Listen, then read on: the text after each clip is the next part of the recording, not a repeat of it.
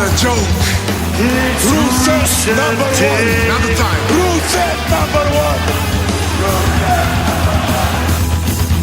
Okay. I don't watch the show. Why would I watch the show? Larson. Okay. We are back in studio. This is the Best Pro Wrestling Podcast, where we talk about the best pro wrestling in the world. My name is Tommy Stryker. Over there is Taco. What up? Joe is back here as well. Okay. We are back in the studio this week, not in the garage. No crickets in the background this week. Did you guys listen back to the show at all last week? Yeah. Why would I listen to the show, Tommy? I don't listen to the show. Exactly. I don't watch the show, Paul.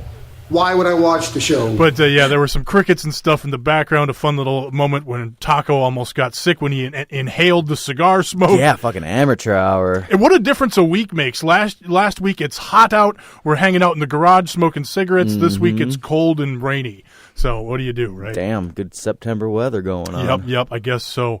So here we are, and lots to talk about this week. We had Hell in a Cell. Good Raw and SmackDown this week, actually. I actually, for the first time in weeks, I didn't just watch clips of Raw. I actually watched pretty much the whole show. I did some Titusing in there a little bit, little fast forwarding or whatever. But we had like a little Freaky Friday moment this weekend. Like, I watched nothing except for mostly SmackDown and jumped around on Raw. Yeah. I mean, that's the thing, is there was a lot more I wanted to watch too, and it just didn't have time. Like, I'm still trying to find time to get the MLW War Games in from like last week. Is that or something up? like How that. do you find that shit? Like, when they were tweeting about it and everything, I was going to the YouTube page. Maybe it's up this week, actually. 'Cause Okay. I think the show was last week, and then it's going to be on their TV show this week. So maybe it's not out yet. That could be this Saturday, actually. Okay, I wasn't sure how it was set up because I was like, I see this is happening right now. I can't watch it. Okay, that must have been it. Yeah, because it'll be on the YouTube show. The TV show airs on Friday nights, and then it goes up on YouTube a day later. So that should be up this Saturday if it's not up already. But that's the thing, is, like I'm saying, there's so much stuff out there going on already that it's like, I'm losing track. I don't know when stuff is. You missed 2 of the New Japan shows this weekend. I've been so busy. Like, damn. Right. I mean, yeah, it's hard. Called life, man. Exactly. There just isn't enough time. But yeah, Hell in a Cell was a hell of a show. We'll get into it here in a little bit. Fuck it. Let's start right now, because we start every show with our best of the week. And The B stands for best. My best of the week this week, #the best. Get at us on the social media if you want to join in the conversation, by the way, using #the best. Is that officially an all caps thing now? Is that what we do? I do all caps. Okay, yeah. Always. We shouted out, the best! The best! The best! The best! #the best! We like to shout it out here. We want to be in your face. Gotcha journalism. Yeah. That's how we like it around here. Sounds violent. But yeah, I was surprised by how much I really enjoyed Hell in a Cell this week. I wasn't really looking forward to it. We did the predictions last week, and I'm like, everybody's a new champion. It's just kind of, there's going to be a lot of bullshit and skullduggery, a lot of typical WWE stuff, and I thought it was a hell of a show. I really enjoyed it. I mean, am I echoing your guys' thoughts here? Or was it just kind of another show for you guys? I enjoyed it. I mean, the only thing I didn't get to watch the kickoff show, so I did miss a couple matches. I missed that too. But I watched top to bottom, and I just enjoyed myself. I mean, people can be butthurt about the ending, and that's fine. Get over it. Like, I'm not the hugest Brock Lesnar fan, but it was fun. Yeah, I had a blast. Me and Joe were actually we have a bowling team. We're both thugs in harmony. Oh yeah. But we had my phone propped up. We had Hell in a Cell going on and everything, and we're just watching it like, oh, this is fun, like, god damn, I can't wait to go back and rewatch it, like, everything. Yeah. I'm glad that was one of the things I actually did go back and watch it, and it was just such a fun show, and well paced, and it just felt like a fucking fun wrestling event too. And it's just, Jeff Hardy didn't die, so that was nice. But it's just, I felt like everything just lived up, like even the Brock Lesnar thing, that was such an awesome surprise. Like, we all got worked. Well, we all got worked. It's fun to fucking get great. worked. And it's just, people really fucking hate Brock Lesnar, but it's just like, dude, he's bringing us surprise, excitement still. He's a surprising motherfucker. We don't get him often. That's why he's so unique and great. No one else could pull off what he's doing. It's just, you just can't. He's just that phenomenal of an athlete, that monstrous of a guy that he doesn't need to say a goddamn word. He just fucking makes an appearance and everyone's like, oh. Yep. Well, here's where I'm coming from regarding the main event. That was probably the thing I was least invested in on the entire show, and it was the main event. Like, I'm not into Roman. He looks like he's bored all the time. I'm not really into that. It's called looking cool. Sure, whatever. Some people are into it. It's not for me. Braun Strowman, I'm kind of over him too, especially now that they turned him heel. I was kind of into the babyface thing a little bit. That was kind of cool.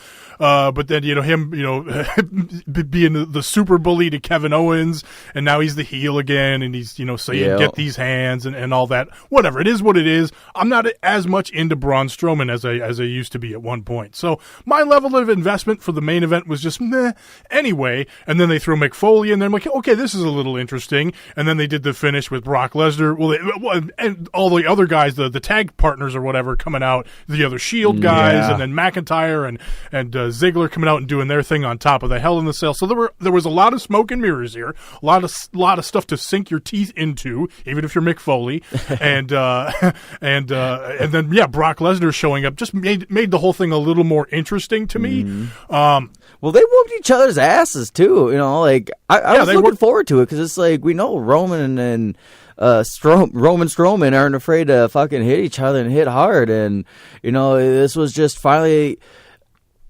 Like, I'm not opposed to them fighting each other, but if this was same storyline, same setup, and going to just a Extreme Rules match or a pay-per-view like that, or just, a roundabout false count anyway, anything goes match, and I'm like, yep, whatever.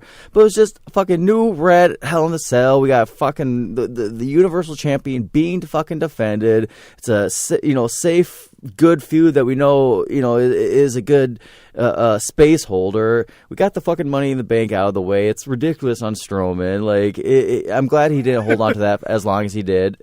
And we kind of got our little fantasy booking thing almost, where Baron Corbin was going to do his run in and cash in Hell in a Cell. He didn't quite do that, but he did put himself in the main event on Monday Night Raw and challenge Roman Reigns. So there was that. But we're getting that championship defended. That's what everyone fucking wanted, and it's just Baron Corbin, right? and I'm looking forward to that triple threat between the three of those guys. They're fucking big dudes, so it should be fun. And for people like me that aren't as quite invested in it, I'm like, well, it's the Saudi Arabia show, and that kind of puts a bad taste in my mouth. So if I miss it, I'm fine. So that's kind of where I'm at. See, and to change a little bit on the subject, for me, the match that I really just wasn't invested in, it's like, I want to see Miz and Daniel Bryan. I absolutely do. Yeah. I have no interest in seeing them with their wives out there and knowing the bullshit that's going to happen in the match. What? No, yes. And just that, like, I fast forwarded that one. Like, I watched and it. It was in that death spot too, where it's like, here's the buffer match. Everybody knows it's the buffer match, semi-main event, and it kind of was what it was. And then Miz and Maurice get the win with the skullduggery. So that's been the story so far, is Miz cheating with the foreign object or whatever in the first one. What was it here? The roll up with the tights. Yeah, it was the roll up with the tights. Still a win though. Everyone had pegged Dan and Bryan winning that, Right, make that's it 1-1. But now what makes me excited is after the developments from SmackDown, they're going to have the match again at the Super Showdown, 1-on-1, with real implications. Now, winner gets a shot at the championship. So either way, I mean, that's kind of cool. I mean, I'm not exactly pumped for like a Miz AJ or Miz Samoa Joe, but Daniel Bryan and AJ, Daniel Bryan, Samoa Joe, let's do it. Yeah. And I'm down for both of those, but I just want to say, like, while the matches aren't exciting, could you imagine the build-up between Joe and Miz? I think it would be insane. You've got two people who are amazing on the mic and tearing at your, emotional side. So that would be a fun. It would be a fun build-up, but probably wouldn't be that great of a match. I know you're not really wanting Miz and AJ, but in the long run, what would be like such a bittersweet story than Daniel Bryan taking the WWE Championship off of Miz by whooping his ass? Ooh. That's the long con. That could be maybe that's your December pay-per-view main event. That's a lot of hoping WWE would plan something long out, but they really have been handling this feud with Daniel Bryan and Miz, great since Daniel Bryan's return. Now that he's resigned, they're a little more invested. It's not the Big Cass festival again anymore. So see, I don't know. I wasn't opposed against that either. So even he said he enjoyed it too. Sure. But even like to go back to the opening match from Hell in a Cell, I was not expecting much other than Jeff Hardy killing himself in that match, and it was disturbing. Like it was violent. That fucking screwdriver gimmick, that bothered me. I was like, ah! See, that's so funny because my girlfriend has gauged ears, and I told her about that. She was like, "Did he rip it?" And I was like, "Is this guy?" I was like, "No, that was the rumor going around on the internet for a while." And she's like, pussy. I was like, really? I was like, is this guy going to rip his fucking ear on live it was TV? fucking nasty. God. See, and I used to have gauges, and like getting it to the bigger size is like tough as it is, but I couldn't imagine someone screwing a screwdriver through it. But again, at that point, like how much, I mean, with all Jeff Hardy's been through, did he even really feel that?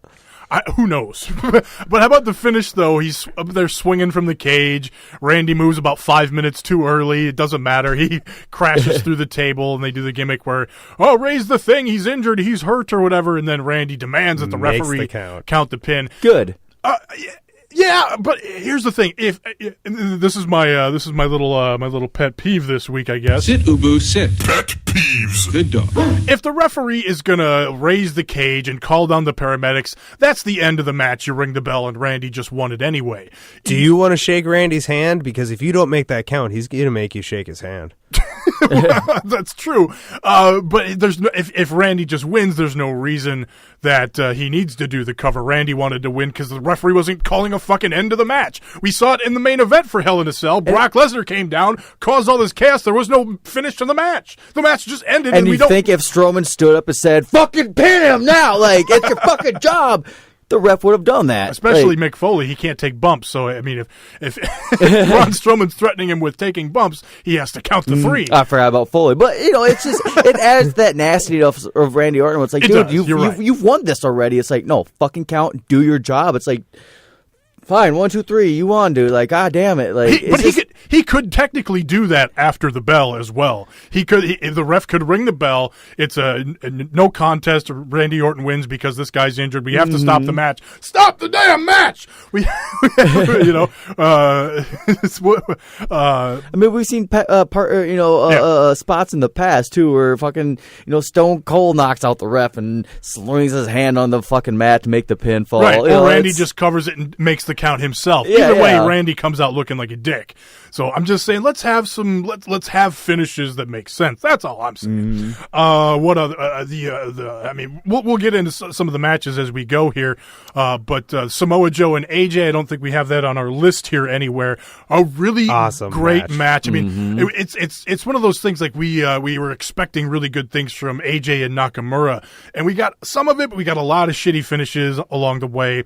This match, we got the great match. We got what I thought was a really good finish because it adds intrigue going forward. Now, say what you will about the no DQ match that we're going to be getting at the next. This match Anything goes! Doesn't an I Quit or submissions match maybe make a little more sense going forward? Yeah, I hate how they're advertising like there must be a winner. It's like, no, that was the Nakamura situation. And there was a winner in this match, AJ pinned. Exactly. AJ pinned. I wanted to see if I'm going to throw some more complaining out here. How dare you? I kind of wanted to see a different response from AJ, but I'm intrigued here because it's like our blue SmackDown hero has now, there's a little taint on. You said a little taint. Hold on here. I gotta give it to myself here. That is so profane. Tommy Straker. And rude. But you know what I'm saying? Like now, our shiny, happy, awesome champion has a little smudge on his record almost now that he tapped out while he was getting pinned. Now, he could answer the question, were you tapping out because you knew the referee was in a different position and you knew that the ref wouldn't see it? Maybe Joe would let up a little bit anyway. I loved his response on SmackDown, though. It's like, hey, that's karma coming after you. I'm still the champ, bitch. Like, that's true. That it's karma, 100%. Like, he was Joe, able to wrap it up there. I would have liked you, though, like, agree with you a little bit of him wanting to redeem himself. Like, well, yeah, you made me tap out. Let's do a submission match. Then I'll make you tap out this time. Right. That'd be the stand-up thing to do, I suppose. But I think Joe's reaction, right away, awesome. like, again, just perfect.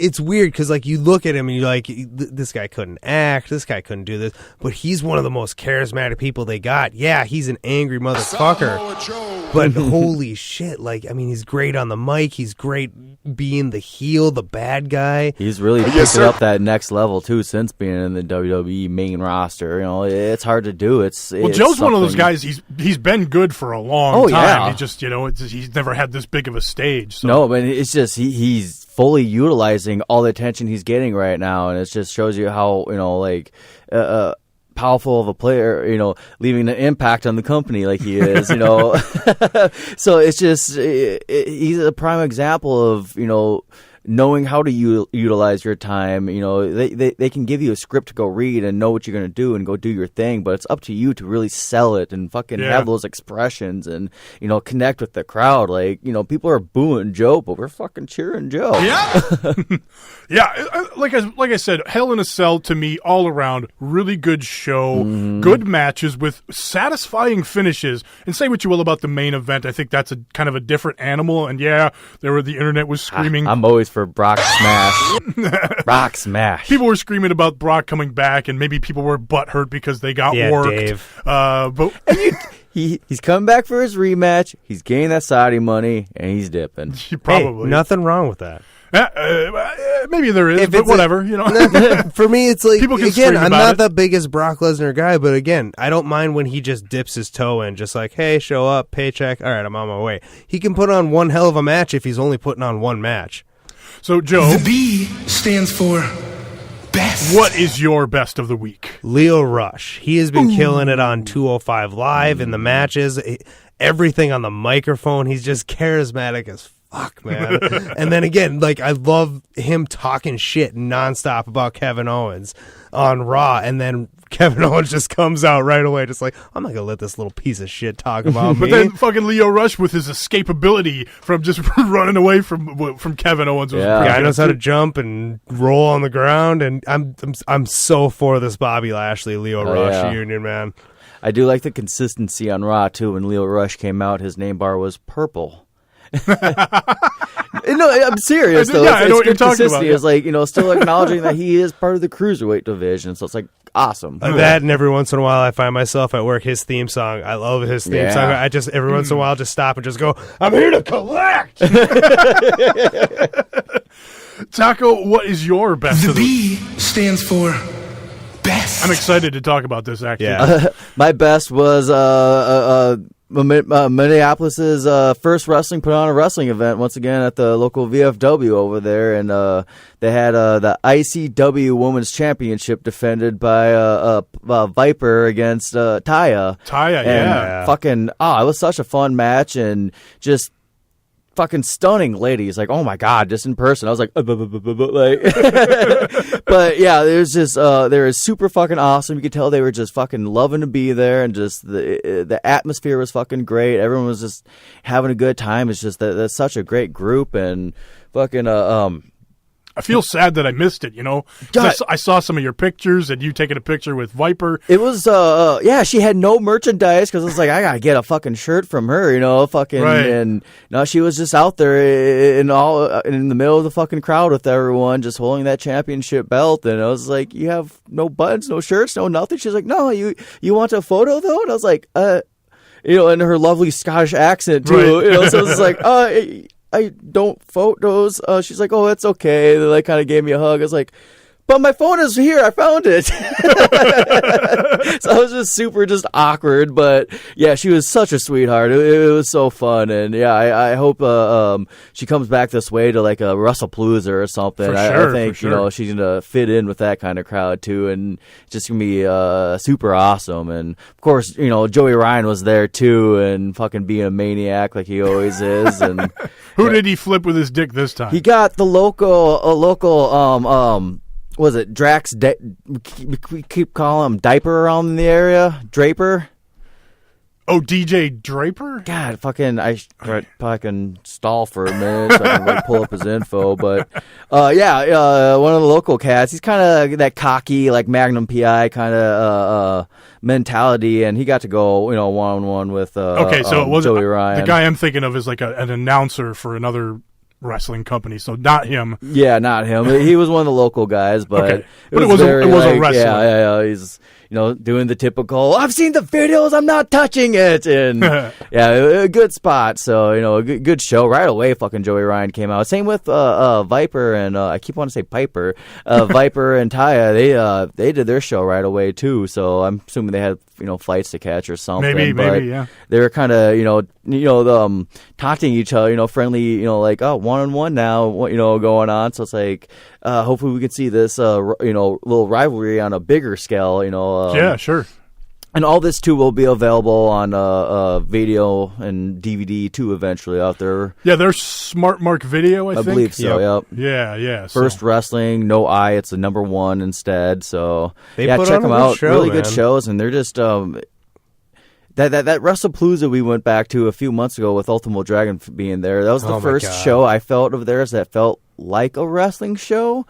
Yeah, like not in like a. I don't mean the other shows are bad. I didn't feel like a wrestling show, but it just felt like really tight and well produced and just Sure. well managed. And it's just I can just tell like it's getting better and better. And it's great to see how much they've progressed and learned. As a little company too. So Well, didn't Eric Cannon? He's not a teacher at the academy anymore. He's like really focusing on this. Isn't yeah, he? I think he's gonna really try to hit the road up and everything, get his name bigger out there. He's pretty much doing that bar wrestling in Florida and Chicago area, of course. Bar is Joey Ryan. Joey Ryan. West Coast. That's in. Oh, is it? That's Okay. California. Yeah. I thought that was Florida. Nope. Joey's a Southern California guy. Okay. SCU.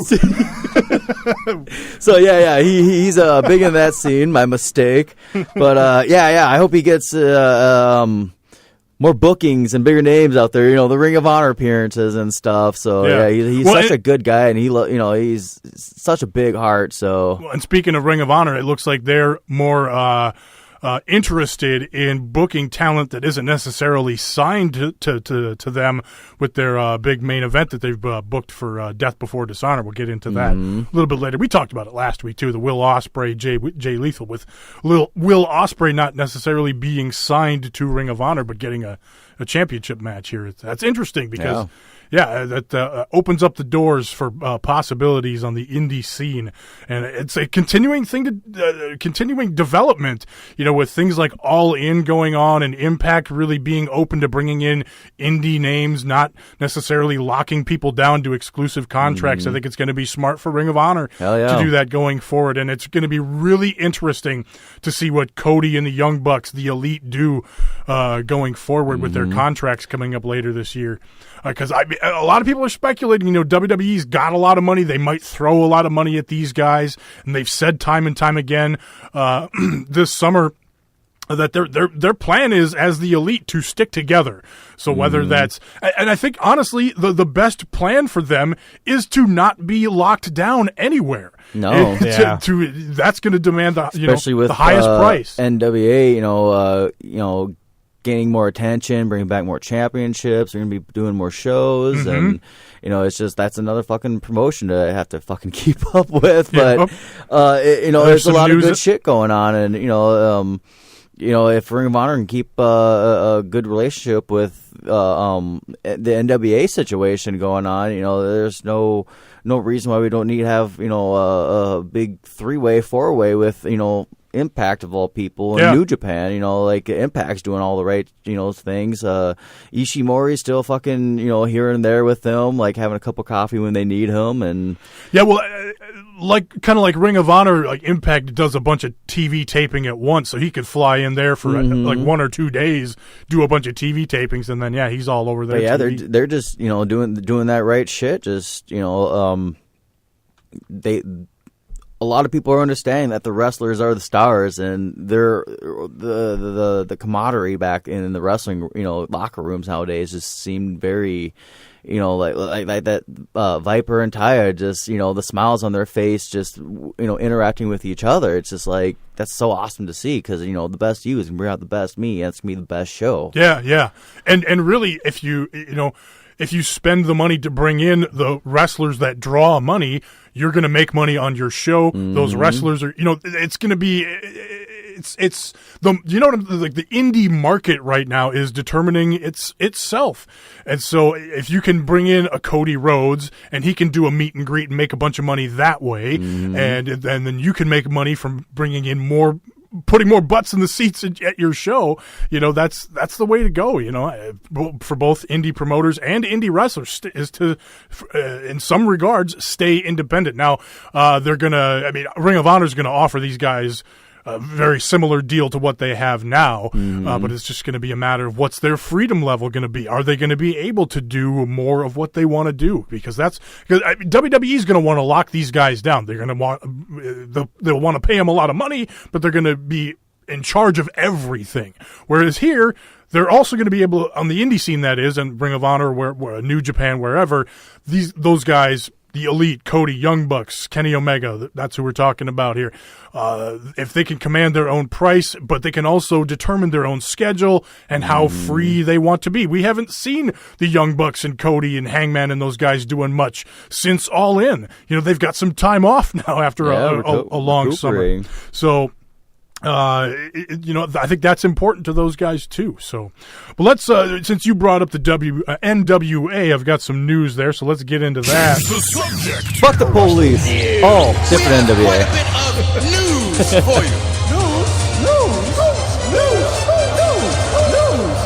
Yeah, speaking of the NWA and Cody and all of that. Yeah, I thought we were becoming a hip hop podcast. Shit. No. Okay. Sorry. Oof. It's okay.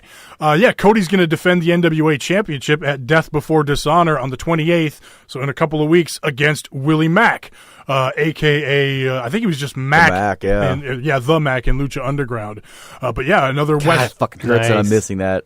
What's that? Lucha Underground is, God damn it, knowing it's out there. I know. Oh, man, it's like, and that's the thing, and nobody's talking about Lucha Underground anymore. It's just because, and again, it's off my radar because I don't have it on my Sling TV. I don't know if they're on a break right now or pacing themselves or what the hell's going on. I don't know. I just haven't heard. I don't know nothing. So yeah, I don't I don't know, but yeah, it's going to be really cool to see Mack and Cody go at it at the pay-per-view for Ring of Honor. Big stage for Mack at this stage of his good career. For him. So he's been getting some opportunities. Yeah. So that's going to be really cool there, too. Other news, we had the Alexa Bliss injury. I'm not sure if it's a work or if it's a real-life thing. What do you guys think about this? I mean, it smells real because she was supposed to be on Mixed Match Challenge with Braun Strowman this week. It's supposed to be this week. Yeah, I think that was supposed to be this week, I think, and she wasn't on there. He teamed up with Ember, didn't he? Yeah, that's right. Yeah, he switched. Oh, so she's flat out replaced. Yeah, she got replaced. Okay. On Mixed Match Challenge. So, it's interesting.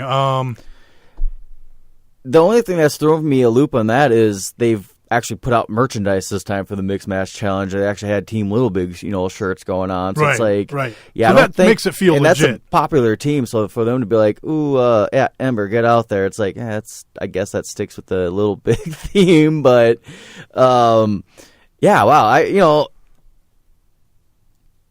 This could be, a big positive for her in a sense where it's just like a little bit time off of her off the screen at the moment, because I still have nothing against Alexa Bliss. I still like what she does, like bumps, no bumps, fucking blonde champ, whatever your fucking mentality is with her. She gets fucking heat from the crowd. Just that, like, her in her own fucking hometown, have them fucking just by her finger, just like, yeah, hometown girl. It's like, yeah, but you guys fucking suck. It's like, boo, like she's a nasty heel. She's gonna fight like a chicken shit, and she's always played that very well. Now's I hope the injury's not too serious, but now's not a bad time for her to just kind of take a step, and just kind of recalculate some things. Because sometimes coming back from an injury or just time off in general is a big boost in the long run. And they're saying it's an arm injury, and I don't know if that's true or not. That could be just part of the quote story. Who knows if the injury is something else? Her arm wasn't in a sling or anything on Monday. She was on Raw on Monday, but she didn't wrestle. She just accompanied Mickie James and Lady Taco to the ring. Lady Taco.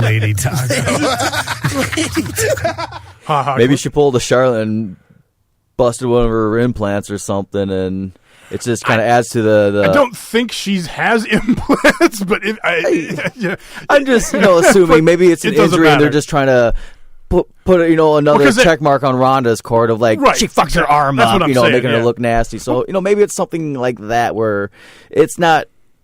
I don't know, but it's something where we can just put in Ronda's court a little bit, like, yeah, she fucked her arm up, like, wow. My question is, the last 3 weeks, and what's been going on with Ronda Rousey and even Alexa Bliss, what's with these weirdly applied arm bars? Have you guys noticed this, where the one leg is goes across the chest, but then the other leg doesn't go across the chest? It's like bent and like tucked in behind, and the arm is like, it isn't like your typical arm bar position. Do you know what I'm talking about? Have you guys noticed this? Is this just me?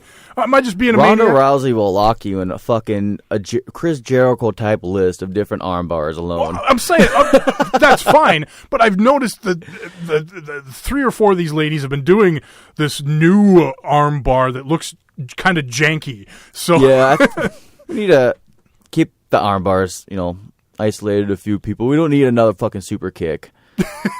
Well, and a lot of people have been using the arm bar lately, so maybe they're trying to switch it up a little bit, make it look a little different. Maybe, I don't know. Or you could just have Ronda do it and have her do the regular one. But what about Becky?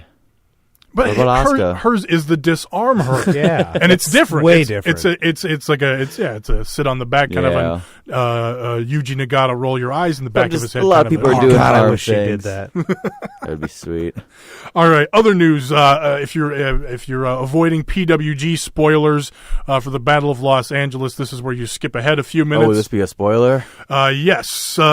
Jeff Cobb winning the. I don't know why I even respond to you when you say stuff like that. Jeff Cobb. I'm serious. I was like, I thought this already aired. Well, I mean, it happened, but here's the thing: is a lot of people try to avoid spoilers because you have to order the DVDs. They PWG. Oh, that's right. PWG doesn't stream, so you're either at the show or you order it and you get the DVD like a couple months later. so there's that. But yeah, Jeff Cobb winning the Battle of Los Angeles. So, awesome. Yeah, really cool. Big Jeff Cobb fan over here. I actually have 2 of his T-shirts now. One of them is the first one I just bought because I'm a big Jeff Cobb fan. Want to support him? He was in town. I'm like, I got to buy a T-shirt. I'm like, this T-shirt kind of sucks. It's the typical parody of the New Japan logo. Yeah, I got the shirt. little pin of it. It's right next to my New Japan logo. Right. So I recently got another Jeff Cobb one when I saw him at the AAW shows in Chicago. So this one's a little bit better. It's just like I think it's just his name in Japanese and him kind of doing his pose or whatever. Side thought: wouldn't it be fun if AAW served A&W root beer floats at the show? That'd be awesome. Sounds violent. So that's the news anyway. I liked his. I saw his post on this, just saying that I've got my name among some of the most elite wrestlers now. And it listed off. I saw Ricochet, I saw Adam Cole, Kyle O'Reilly. I saw all of them. I'm just like, wow, there's some pretty good people who won this tournament. Yeah, that's one of those. It's one of those tournaments that is it's an amazing. Crazy fucking it's PWG style, man. It's then they do it every summer, and I really want to see more of it. That's another promotion, man. I just haven't had time for. Yep. I always hear great things, and I always want to see more of it. And it's just where do you find the time, And I've checked it out here and there because I got the High Spots gimmick or whatever, their streaming service, and they've got older, like if it's like a over a year old PWG, we'll put it up on High Spots to stream. So I've checked out some stuff there, but yeah, just great stuff. And I'm really curious to see what PWG looks like in their new venue. They're That's right. in a theater now in Los Angeles. Theater, not in the old VFW in Reseda Wait, anymore. Is it a theater? A theater? I think it's a theater. A theater. Theater. All right, let's get out of here. Let's change the subject up. Oh, we're done? Nice. See ya. I heard this one. So yeah, I actually watched Raw for I watched the whole show this week. Congratulations. Hell in a Cell got me pumped up. Again, I was Titus O'Neilling my way through it, but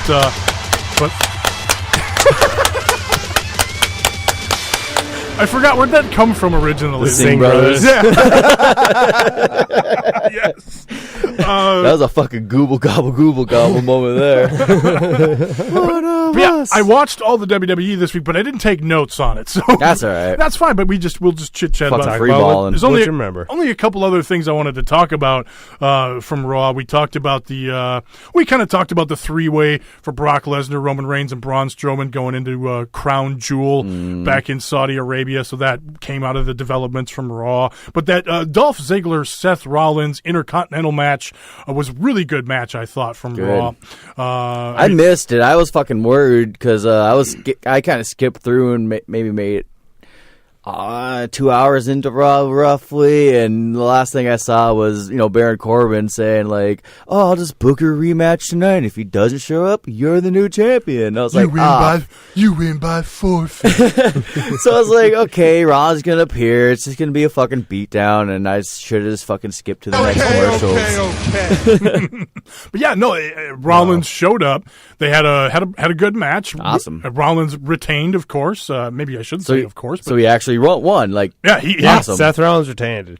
I really like the part where Seth showed up and Dolph is just like, "Hey man, Baron Corbin's right there. If you don't want to do this match, we don't have to." Trying to get, and I really love him just the whole time. Just my fucking neck, whole show. Yeah.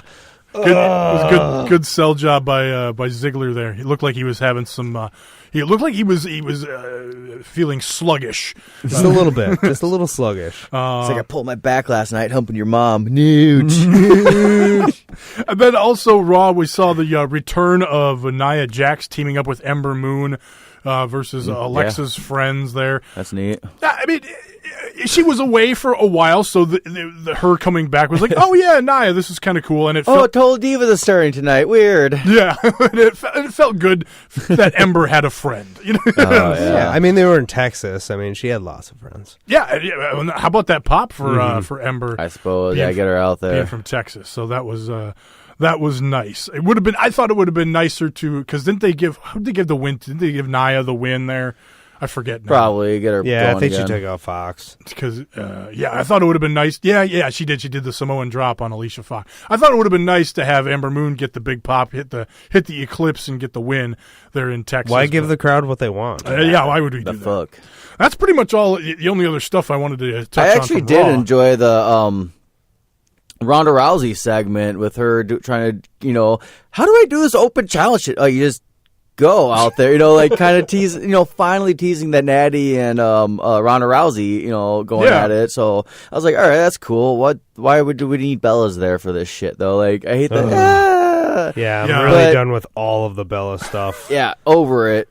But I liked Ronda Rousey coming out and fucking, like, hey, let's do this. Let's do an open challenge. I loved the Natty's music hitting and just fucking Ruby Wyatt coming out, fucking, Riot Squad dragging her out like that. That was such an awesome scene, and just made fucking Ruby Wyatt look like a total fucking badass heel too. So I loved everything about it. I loved everything that fucking Riot Squad was doing. Fucking, I enjoy Liv Morgan even after the fucking group. I just all those ladies are just fucking awesome and just sinister. And, yeah, they're hitting a good note. I think. Just fucking and I don't know. Ronda's slowing down, or if just they're taking the bumps better than Alicia Fox, but just the chucks, the judo throws that Ronda was laying on them. Well, the thing is you nasty but good. You have to let somebody take the bump. Ronda wasn't letting anybody. Ronda was throwing she's just people whipping around. Them. Yeah. So she's learning a little more control. Yeah, she's taking it back just that second, like she needs to be. Cause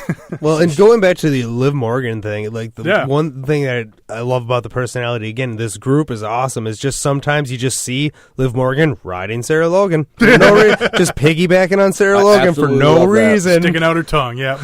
To go back to what you said about the Bellas, when the Bellas show up, it feels like Dad showing up to a slumber party or something. Yes. It's like, what are you doing here? It's like not Dad showing up to his daughter's slumber party is what it would be something if it seemed like they progressed in any way in the ring, but they're literally just the Bellas. Now, nothing has changed. They cannot keep up with these other women. Let's be honest. It's just everything that people bitch about Roman is the Bellas. Pretty much, yeah. 100% force fed. Just force fed, yeah. But I'd rather them separate. Roman's actually decent in the ring. Yeah, exactly. Yeah. But it's just everything that like. I don't know. It's so negative, but it's just I'll give Nikki credit because she has improved greatly in the ring. I'd rather Nikki out there doing her thing, and Brie just doing kind of. But it's still, here's the thing. Yeah, like I said, I'll give credit to Nikki for working hard, getting better, and improving in the ring. And I think she probably can hang with the modern with what they're doing in the women's division now. But for me, it's more the story of the Bellas and just what they represent. They represent the Divas division to me. Yeah, so, it just. I don't know, their present feels like nothing's changed. And when Nikki was, wrestling on her own, it felt like, there was a change there. Now it just feels like that typical Lisa, like, God, fucking, it's not your, don't do Mean Girls great, you guys. Like, just be you. Like, well, and that's the thing. It doesn't feel natural at all when they're together, and they're fucking twins. But right, because she with on the Daniel Bryan side of things now, so that's kind of throws it. But maybe because I feel like.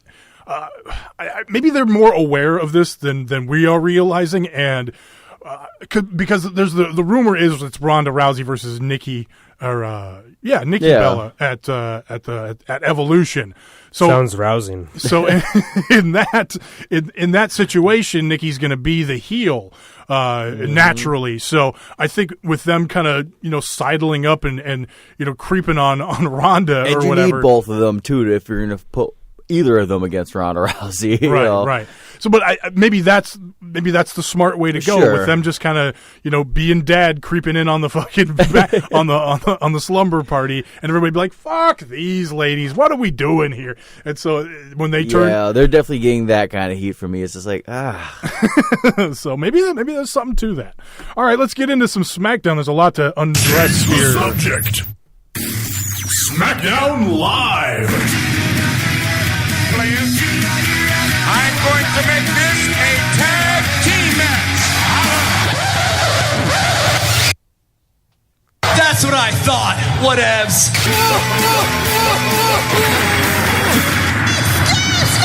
Oh, please. Trying to remember, there was something from SmackDown that I was thinking about adding into the moment of silence there, especially now since Dolph Ziggler isn't on SmackDown anymore, but I can't remember what it was now. There was something on SmackDown this week. I was like, ooh, I should put that in that intro gimmick or whatever. But I don't know. I can't remember what it was now. But memories. Becky Lynch in the main event with her championship coronation. Oh, was it Cesaro going, no? I don't think so, but maybe. Fucking snatching the mic out of New Day's hand. He was just like, no. Maybe it was something from the nude. I can't remember. I have Man. no idea what it was. I bet you at it this was point. Aiden English yelling. Maybe. And we're the stoners. But yeah, I'm loving Allegedly. it. I'm loving everything that Becky Lynch is doing. The match from the pay-per-view, winning clean on the pay-per-view. People, the internet's been screaming about. Why are they turning Becky Lynch heel? And I was doing some of it too a couple of weeks ago. But you know what? She won. Yeah, there was a little skullduggery, you could say, because she was working her outside the ring and on the barricade and on the post. She's and wrestling stuff. different, though. But that's the thing is, I mean, everybody does that shit. It's wrestling different, though, to get results, and it's gotten results. And, If she was doing the same Well, Becky here- Lynch shit, she wouldn't be champion. Right. And that's the story, is she's changing. She needs to be more badass. She needs to be more about her. And that's Yeah. what she's doing. She's Yeah. taking those chances, stepping out of her box. And I don't care. She won clean on the pay-per-view. She didn't have to Exactly. use skullduggery. She didn't use Alexa Bliss and Miz skullduggery. So I liked that. And then she stood tall in the brawl on for the end of SmackDown this week. That should be a fucking sound clip there of her just being, bitch. That's what it was. That's what it was. That's what it was. I forgot. That's what it was Becky Lynch. Wow, that's a soundbite. Yeah, I was like, damn, the second, the pause, the thought, the drop, bitch. It's like, yes. That's the one. So now I got to remember to go get that for next time. What else?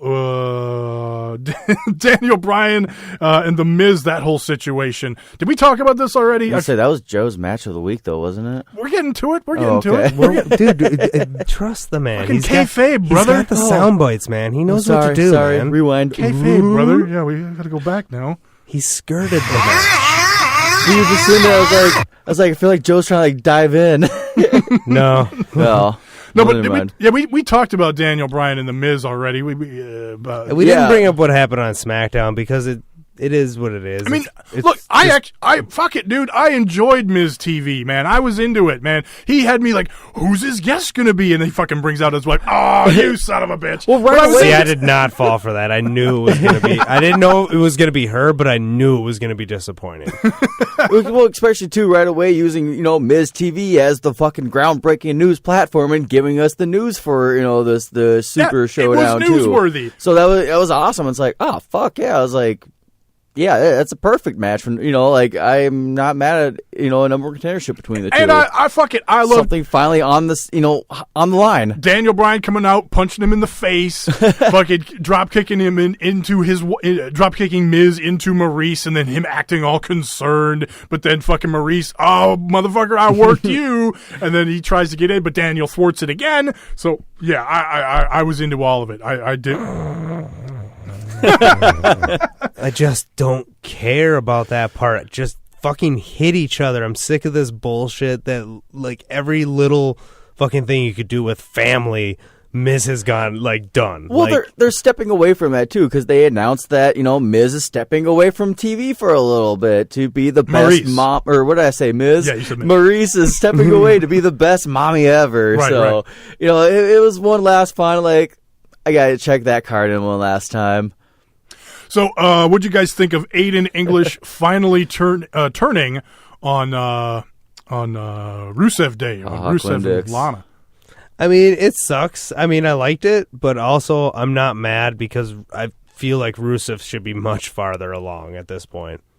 Like, I feel he should have a title. Well, they could be going there. Taco, I know you had some. I like it. I'm for it. It's give something interesting for Aiden English. Finally, he's finally growing on me just as overall everything. And I am finally intrigued at him doing a singles run as himself, and what changes he's gonna adapt along the way. So I think right now is a very pivotal part of his career overall. Rusev is always going to be fucking Rusev, and, you know, if he wants to be a heel, he'll be a heel fucking next week. Well, you know, here's where I'm coming out positive on this thing is because this is something they've been kind of teasing for quite a while, for several months, right? And we're like, oh, it looks like somebody's going to turn, but then it looked like Rusev was going to turn at some point. Exactly. It's like, oh, that's going to make Rusev the heel, and everybody's excited for Rusev. Why would we make Rusev the heel in this situation? So I'm glad they waited for the right moment to where Aiden could do the turn, and Aiden is the heel. So Rusev, big baby face now. Him and Lana are the husband and wife team that are going to be the good guys going forward. Rusev's looking for championship advantages, or he had the match with Nakamura. Yeah. So another great match from SmackDown. Yep. And so then you got Aiden English fucking that up, and then so that's the whole that's the whole story. Well, especially now. too with all the oh Popeye that he always fucking does during the matches. It finally put some power into English with him, turning on Rusev like that without Lana, snitching him out. So, I like that they took that aspect of it, too, because if Lana would have came out and been like, he's fucking blah, blah, blah, blah, it'd have been like, huh? Like, right. No, I like that. He just outright he attacks. just fucking attacks him. He fucking steps up. He owns it, drops the one last, it's Rusev Day, and fucking mic drop out. I was just like, gangsta, dude. Like, finally putting some power into English himself. So, just the whole setup, I enjoyed it. We already kind of talked about creepy Randy, but but what did you think about him invading the truck and just so he could continue to watch himself be creepy? Like, On every We're screen getting to Diamond Dallas Page type creepy at this point. I need me on all the screens. pausing his earlobe, Yeah. Jeff Hardy's being stretched. Yeah, it was just, What's taking so long? I'm loving this Randy Orton right now, and I'm excited to see where this fucking He seems invested. insanity goes now. I don't know, man. Him infiltrating the truck was a bit cheesy to me, but I liked creepy Randy on the pay-per-view twisting the screws literally to Jeff Hardy's ear. So I enjoyed that. We already talked Samoa Joe and AJ Styles, but yeah, man, SmackDown was just awesome this week. I really enjoyed it. Just thoroughly. Very good stuff. All right, let's talk some New Japan Pro Wrestling. Change the subject. Oh, I gotta switch. I keep forgetting. I gotta do all this bullshit over here. Anyway. King of Sport. New Japan Pro Wrestling. The problem is I got all the New Japan stuff over on the Strong Honor page, and I always forget to switch back over to the Strong Honor page. And so What's Strong? Bad luck, fail. that's our New Japan Pro Wrestling podcast and New Japan and Ring of Honor podcast that we stopped doing a couple of weeks ago. Some people are sad. I was getting some tweets. They're like, "Oh, I miss my Strong Honor. I need my fix." So we're gonna talk some New Japan here this week, even though I'm the only one that watched it. Yeah, fuck, man, busy. But yeah, we had the two Destruction shows. We had the Hiroshima show and the Beppu show from this week. And three.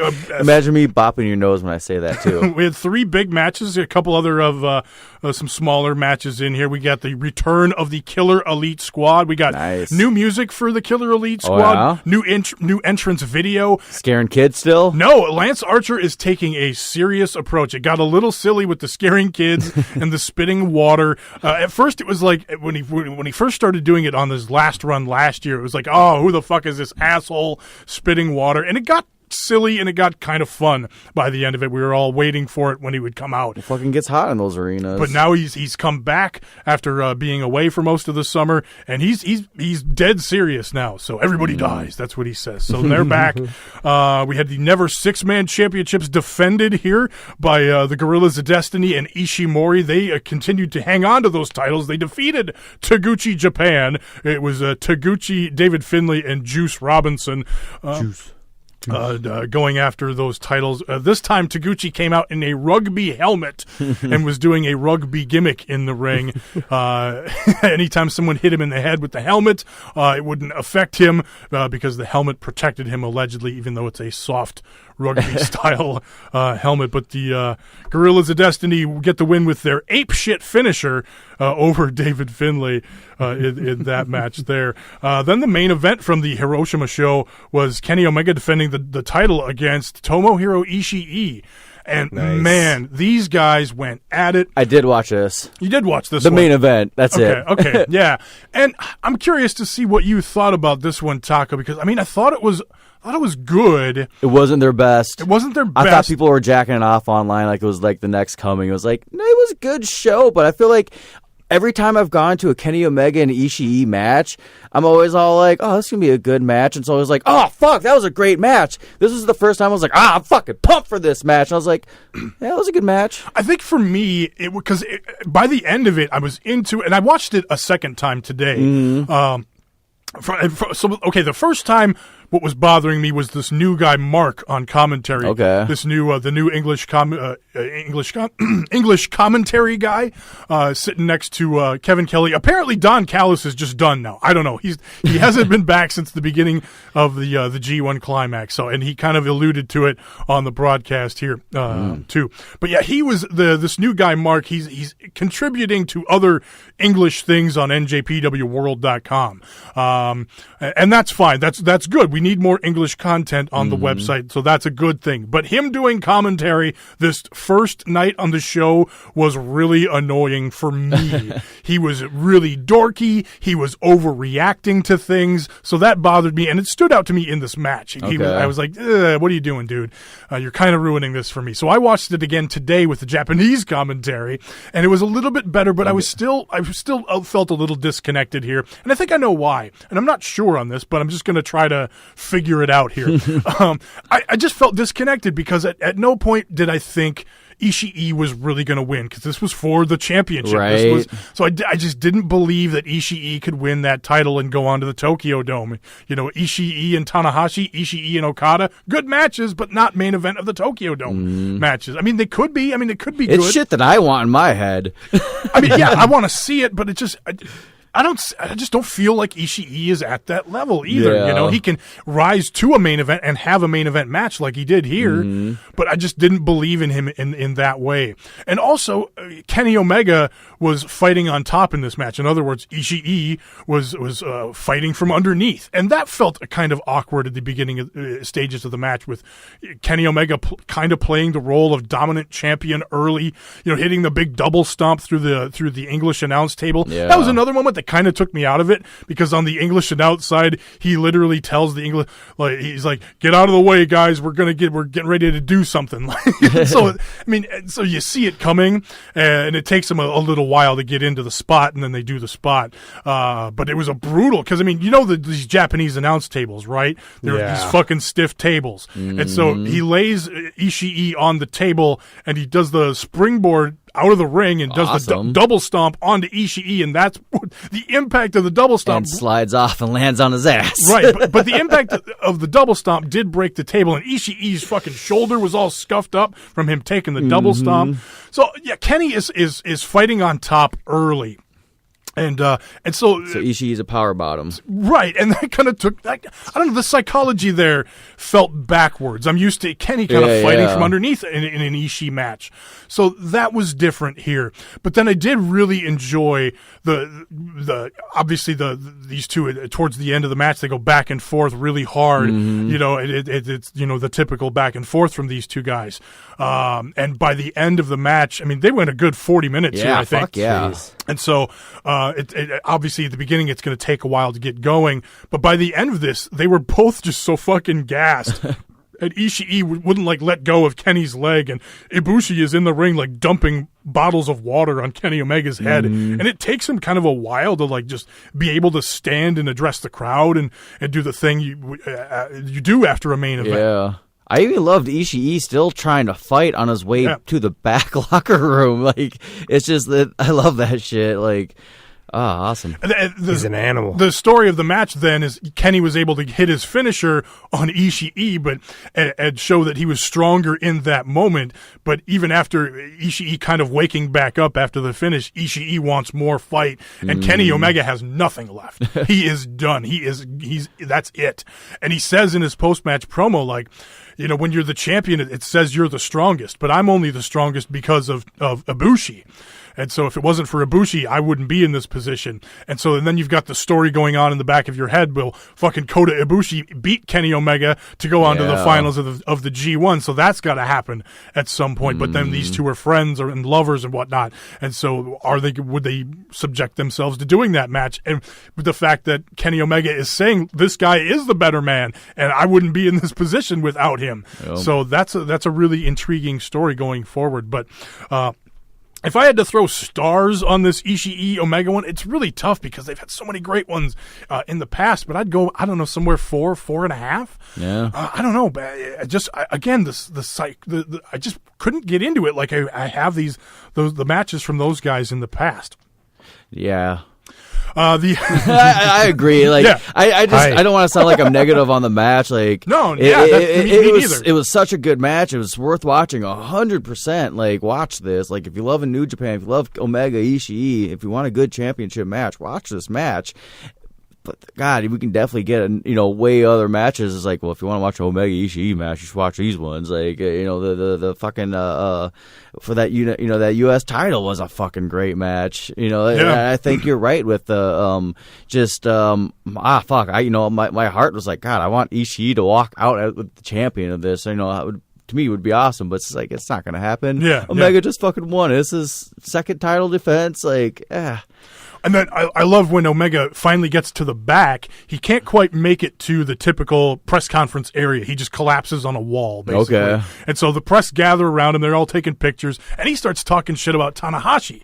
So I've been seeing that on Twitter too, even. So I love that. He's like, look, man, we're all different. I know Tanahashi, you're trying to come in here and talk about your style is the best. Look, my style is different. Ishii's style is different. Naito's style is different. Mm-hmm. Just because you have your old ways of doing things doesn't mean yours is the best, and I'm going to prove that you're the best. He's like, you got lucky when you beat Kota Ibushi in the G1 final.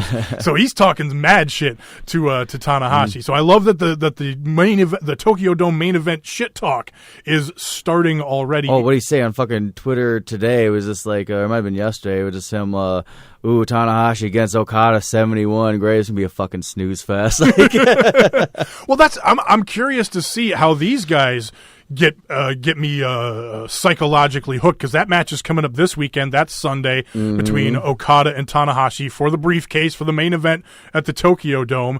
And so that's another pair right there where I am never really psychologically hooked to watch Okada and Tanahashi until it actually happens. I'm like, oh fuck, always a good match. Yeah. And that's how I kind of view a lot of the fucking Ishii and Omega matches. It's like, I know it's gonna be a good fucking show, and every time I go into it, I'm like, oh fuck, that was a great match. And I with something really on the line now. Well, they've had championships on the line, obviously, but I never really thought Tanahashi was gonna walk away with it.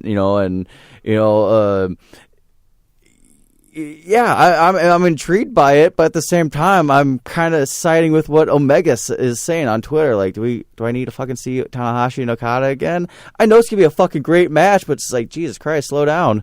Well, what's interesting to me is that it really could go either way. If Okada wins, you've got Okada Omega 5 in the Tokyo Dome. Oh, sure. Yeah, that aspect. So you could certainly go that way. And this time it's a new story, too, because it's Kenny as the champion now and Okada getting a quote-unquote rematch of sorts in the Tokyo Dome. So that's interesting. But Tanahashi and Kenny Kenny Omega is a story that they've been trying to tell in New Japan for a long time too. They tried to do the ladder match a couple years ago, and Tanahashi got hurt, and they had to throw Elgin in there. Oh yeah, that's right. And so there was supposed to be a big. That's Elgin. And he won that too. Yeah, there was supposed to be a program there between Tanahashi and Elgin there for a few months there. So there's definitely intrigue. Yeah, this feud is fresh. It's something we don't see often. So it's like, yeah, Tanahashi's walking out. But it is the thing with going back to Tanahashi and Okada here. They've never changed. They've never taken the briefcase off of anybody for the Tokyo Dome main event. So there's some intrigue there too. The main eventer's always held on to his spot so far. Yeah. So there's a lot going on here. It'll be a good match though. And again, and then when's that happening? That's this Sunday. Okay. That's Sunday. That is Come on to the Monster Truck Extravaganza. One night only. Featuring Okada. And Tanahashi. It's gonna be destruction Seats still just $5 in Kobe. You'll buy the whole seat, but you'll only need the edge. So that's Destruction in Kobe on the 23rd, I believe, this Sunday. Awesome. And since we're talking about it, the other big match on that show is Kushida versus Haha Clinton Dix. I'm just thinking Clinton Dix. we need to start a fucking monster truck podcast. I think we're in the wrong business. Maybe we'll consider it. We'll consider it. But yeah, Kushida versus I just fucking had it. Bushi. Kushida versus Bushi. Strong axles. Kushida versus Bushi. The one of the two matches that are taking place for the IWGP Junior title tournament. The other match, Ospreay and Marty Scurll on the 30th at the show in Long Beach. So Destruction in Beppu. Best pro Monster Truck Rally podcast. Yeah, it'd be just as good of a name as this show. But yeah, the Beppu show now, as we kind of rewind a little Best bit. Pro Monster Jam. We had KES versus the Best Friends. Oh, and so nice. KES got the win with the killer bomb. So we're building KES. Are the Best Friends alive still? Best Friends are alive, okay. and they're going to do this match again this Sunday on the Destruction in Kobe.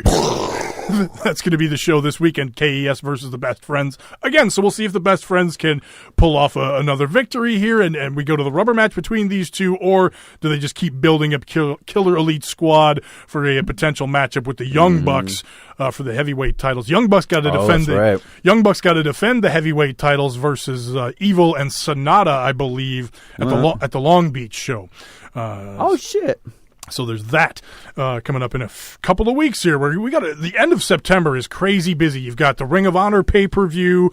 Couple of days later is this Long Beach show, the Strong Style Evolved. You got this weekend Destruction in Kobe, and then King of Pro Wrestling is like the week after that, early October. So yeah, end of September, early October. There's a lot New Japan Ring of Honor stuff going on. Back to Beppu now. The new young lion that came from the Kaientai dojo, Ayato Yoshida, I believe is how you pronounce it. He had a singles match versus Takashi Iizuka, the crazy motherfucker from Suzuki Gun with the what do you call it? The thing you wear over your face to protect you from like Hannibal Lecter. Shit. Yeah, he's got the thing over his face to protect him from biting people. He's got the Iron Fingers gimmick, all that going on. So this guy's beating the snot out of this young lion from the Kaientai dojo, and believe it or not, the young lion got a win. Nice. The young lion won. It was a DQ when he used the Iron Fingers, of course. So there's that. Hey, a win's a win. A win's a win. Zack Sabre Jr. pinned Evil. He's been targeting Evil in these tag matches. So we're looking for a possible singles match between these two going somewhere down the line. But he got the pin over him in a tag match here. So they're building up Zack Sabre, possibly Evil. But Evil really sold this loss in the ring. Like, he didn't leave the ring for a while. His facial expression didn't change. He's like, what the fuck just happened here? And I haven't had a chance to check out the post-match comments from this one, but Zack Sabre was all fucking cocky, slapping young lions around after the match, just fucking talking shit. So I'm looking forward to, like I said, I haven't watched the post-match ones for this yet, but I'm excited to see what Zack Sabre and if Evil had anything to say about it in there too. And then we had the never open weight championship match between Hiroaki Goto and Tai Chi. Tai Chi is your new never open weight champion. Really? This match sucked. It was Taichi stalls for 5 minutes at the beginning. He finally gets him to go in to do the Suzuki Gun brawl outside the ring. It takes forever, and these guys had a long match. And then at the end of the match, you had all the fucking skullduggery. Everybody runs in. I'm trying to remember here. Yoshinobu Kanemaru was out there ringside with him the whole time, so he's out there early and often with the skullduggery. Desperado does a run-in late after a ref bump.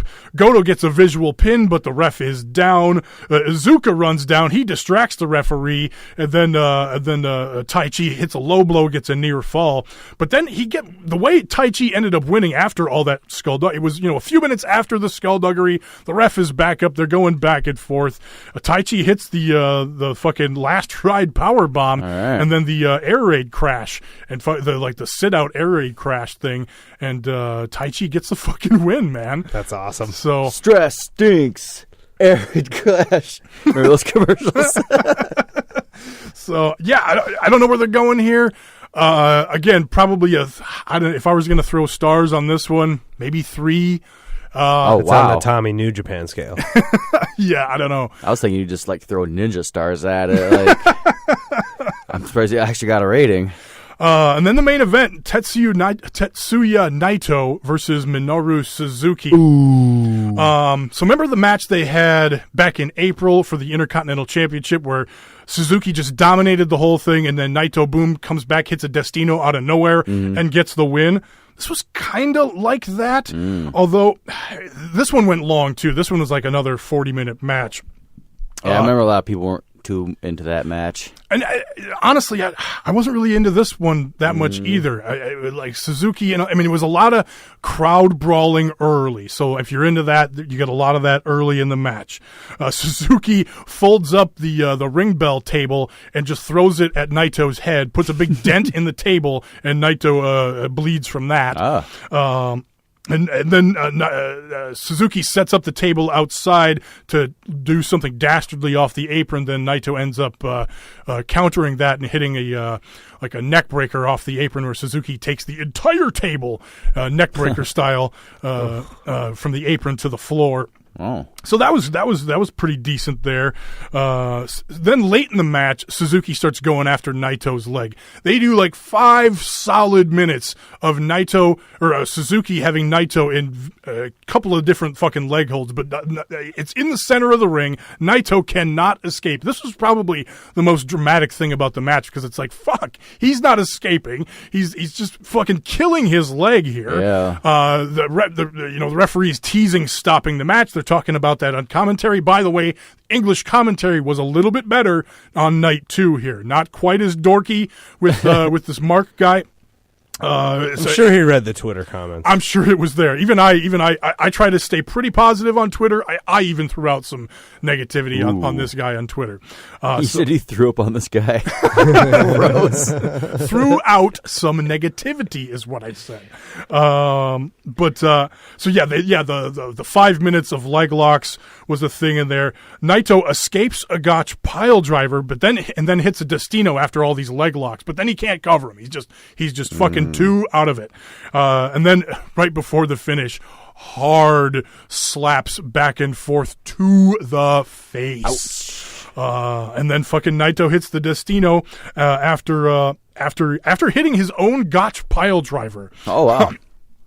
So hitting Suzuki's finisher and then hitting the Destino, and he gets the win there. So a longer match than their first one.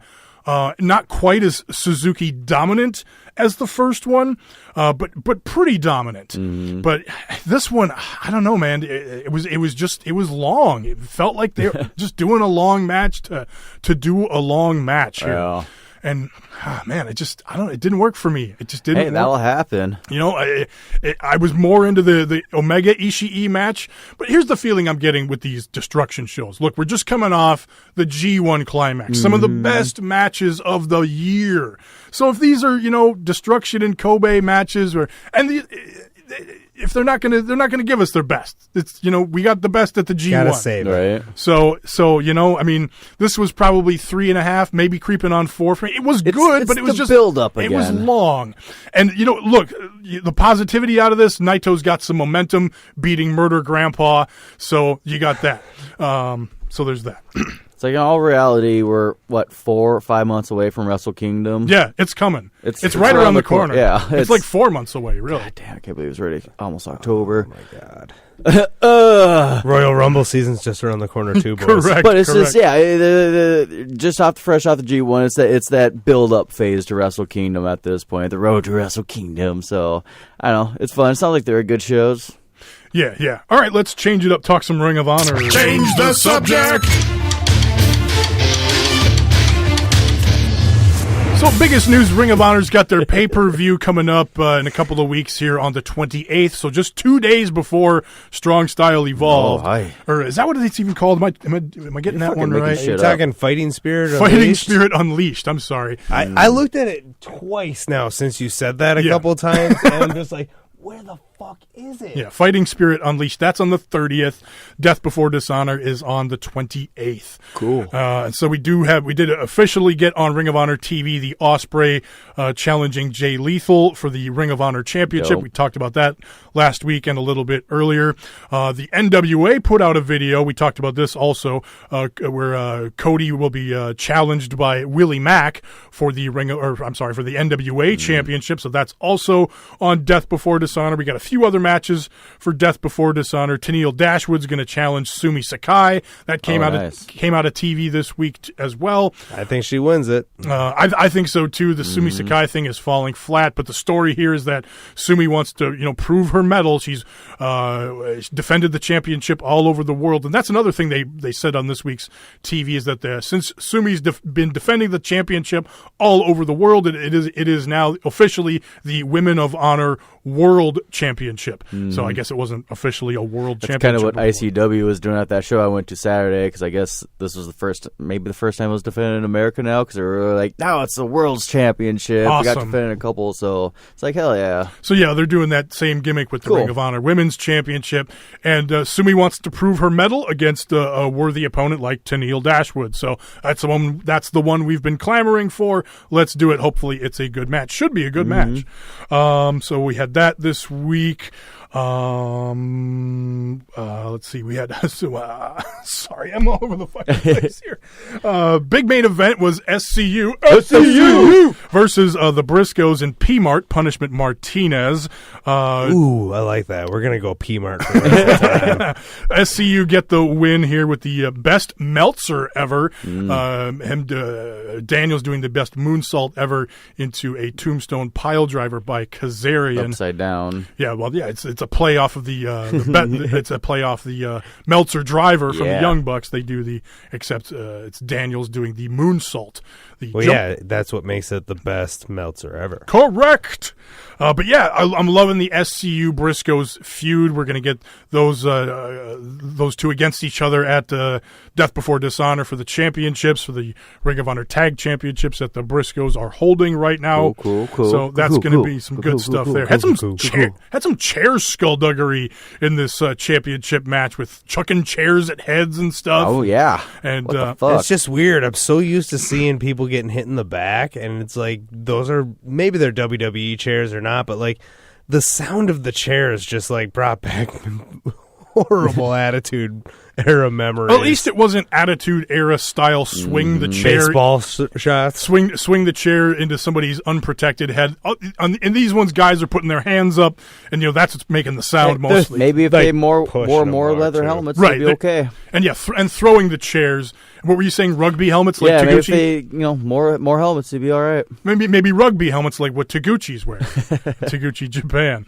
The Bully Jonathan Gresham segment. This was really interesting. Jonathan Gresham's out there to get interviewed, following up his big match that he had with Jay Lethal a couple of weeks ago. The really good Iron Man match. Jay Lethal put the match over big time on the show. He said that's his favorite match that he's ever had in Ring of Honor was the Jonathan Gresham Iron Man match.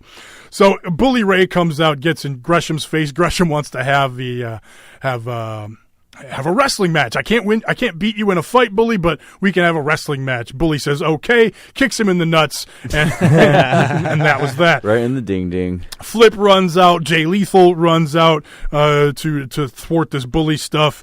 Then Silas runs out and takes care of Jay Lethal, but then Silas fucking shoves Bully. I really like the story that they're telling between Bully and Silas. Yeah. Because it was after the Silas Young and Flip Gordon match from a couple of weeks back where Flip got the win, and Flip got the win. Then Bully did the run-in afterwards, beat up Flip, and then Bully and Last Real Man Silas Young kind of have a moment. They don't interact at all. Yeah.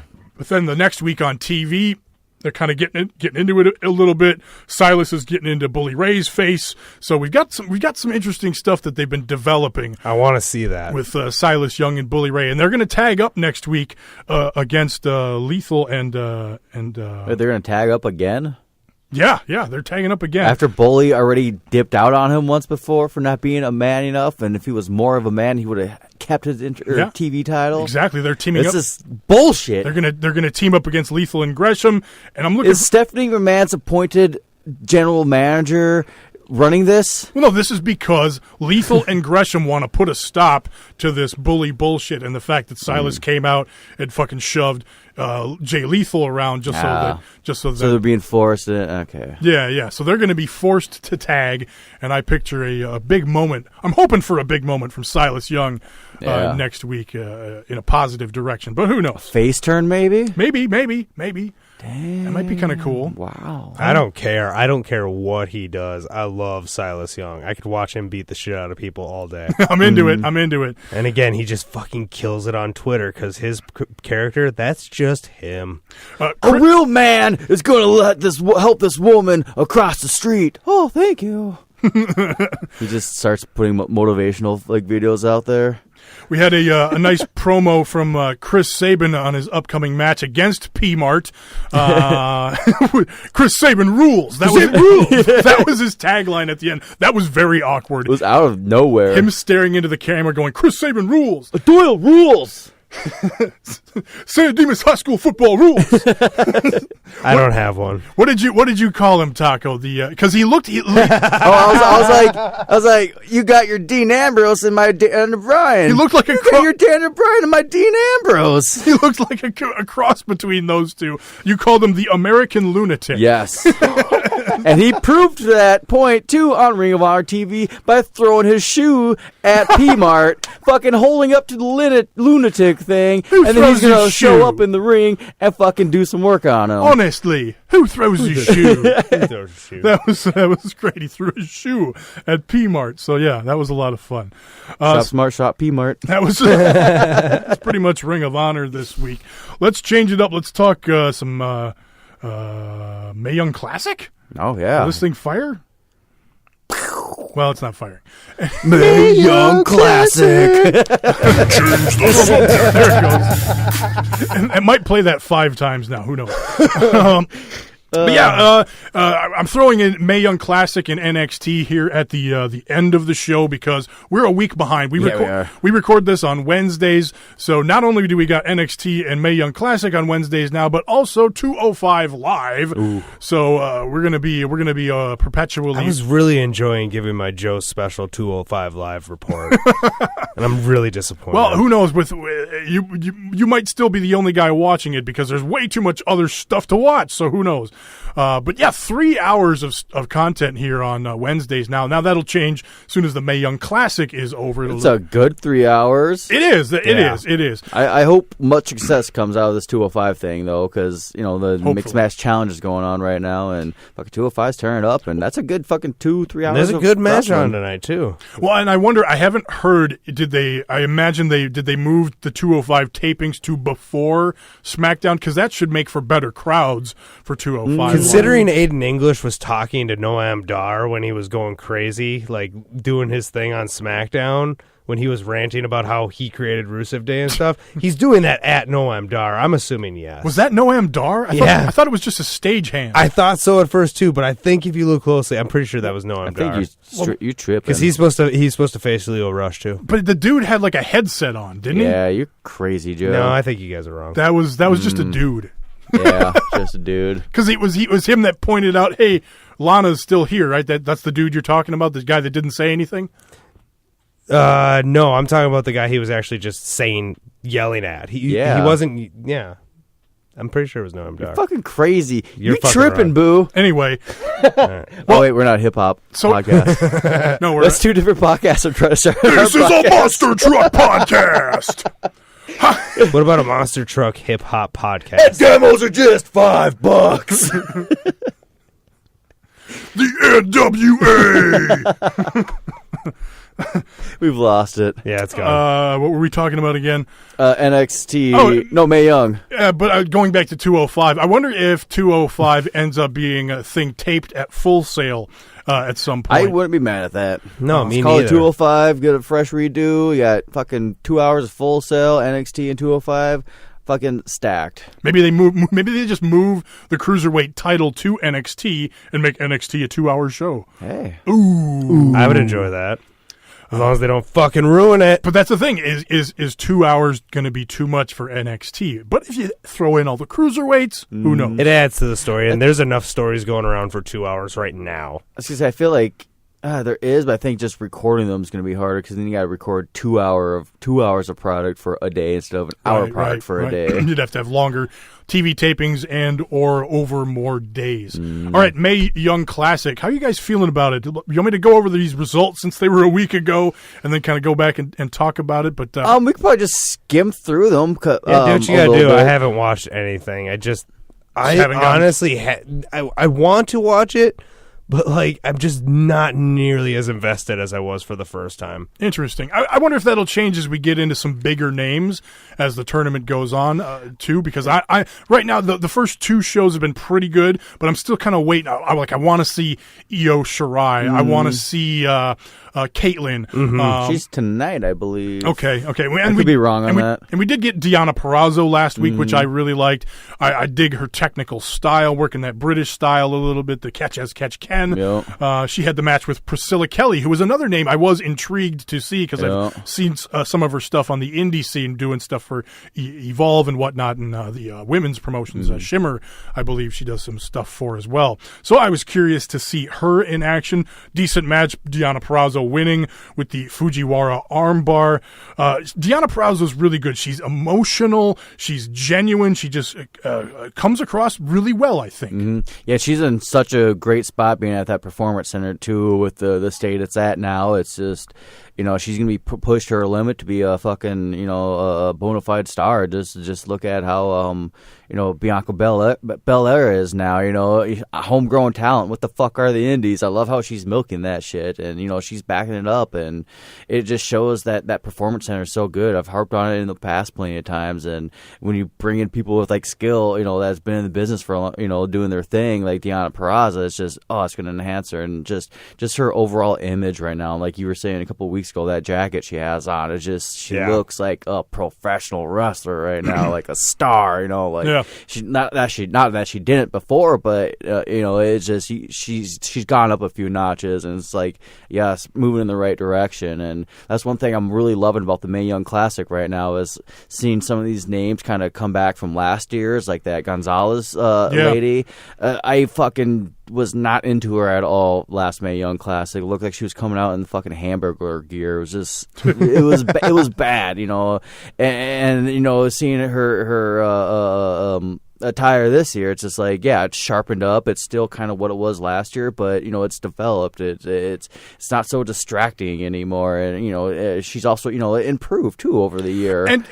And about that match too, the story they told in that thing, but it was her coming back versus this American Ninja Warrior gal, Casey. Just the fucking size difference. Yeah, the 100 pounds versus 200 pounds. This Casey Contanzaro or Contanzaro, I don't know how I'm saying it, but yeah, she's from American Ninja Warrior. She's doing this innovative acrobatic offense or whatever. Yeah, she's crazy. And she's for example of that performance center, and very new in the business, and they're kind of telling that story with her. But she gets the win with the leverage roll up at the end of it. So almost a surprise, but it was hard to tell which way they were going in this David versus Goliath story with the one with Reina Gonzalez coming back and then Casey being the mainstream star.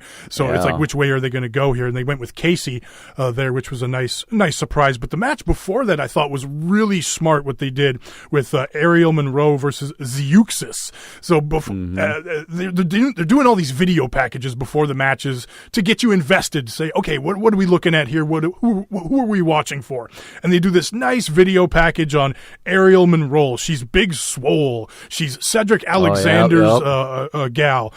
She's got good charisma in the ring. And then you've got this Zeuxis, who's this luchadora. So she's out there in a mask. She's not really doing much. And Ariel Monroe's looking good in the match. They did the video package was all about her. Then Zeuxis pulls out a top rope Spanish fly and wins the match. Yeah. Nice. So I love that they did the big build up for Ariel Monroe and then swerved us with the finish, because it's like, okay, they could go either way here. And so I like that they just did that here in the spot, because it was getting kind of predictable with the video packages and everything. Okay, they're pushing this person, they're going to win. So we had a nice little swerve here, and this person, the Zeuxis, is probably going to face Io Shirai in the next round. Again, I haven't looked ahead to spoilers, but the way the brackets line up, it's whoever wins the match between Io Shirai and I forget who she wrestles. So there's and that. too, like someone like in her position too, when you're hyped up and you take that first big loss, we know that's someone we're going to keep an eye on for future, in the future, like, last year's Bianca Belair or the fucking the Marine lady, Lacey Evans. Lacey Evans, yes. So there was a few of those people where it's like they took a loss, but and I would just see where they're at. A year later, it's fun. So now it's kind of like, who's going to come out of this class this year? And someone like her, definitely. So, and then the main event, I wasn't as big of a fan of this match, but I was glad to see Mercedes Martinez back. Yeah. I was curious to see what Ashley Rain, a.k.a. Madison Rain, was going to do there. But again, it just wasn't a great match, but it was good to see Mercedes get the win and move on. Move on there. She's going to face the Satomura in the next round. So that's a really good matchup there between those two. So, So I'm curious to see what Madison Rain does now, if she's still trying to sign with WWE, if they're even interested at this point, because again, this match was kind of lackluster in my opinion. But maybe she's hit or miss for me in general. Like sometimes she can have a great match, but then like there was the garbage pile with I can't even remember, but it was on Ring of Honor TV. Sumi Sakai. I don't know if it was Sumi Sakai, but I know it was at least Madison Rain. But it was Madison Rain and Kelly Klein, and just. It was just a garbage pile. So, the Sumi Sakai one was okay. So just this one, it was a lot of. She'd hit a move and stall, and it was like this weird stalling, and maybe that was by design, just so that she wouldn't get over too much, and it was all about Mercedes Martinez. Who knows? But I'd like to see her go back to a Ring of Honor, and because she is a star, there's some name value there. I see. To me, I think that Performance Center, like. Going right back to that again is she's another example, that's would only benefit 100%. So she can spend some time there, and if it works out for WWE, awesome. If it it doesn't, she steps away. It just adds the value to her. But I think I agree with you. But I think at this stage of her career, she's probably not going to want to just go work in the Performance Center. She can demand a decent living, probably doing stuff on the indie scene too. Yeah, so I know she seems more of that WWE wrestling to me, not the indie wrestling. That's true. She really sticks out that way. That's interesting. Yeah. There's very few ladies that can really, not just ladies, guys even, that can kind of go back and forth between the two. You're kind of either like the WWE, even Impact, or Lucha Underground, even that that flamboyant, in your face show wrestling, and then you got the indie style. So it's just it's really hard to kind of be able to go back and forth between the two, and fucking Cody, example of he made it happen. Yeah, yeah. All right, let's move on and talk NXT. Change the subject. NXT.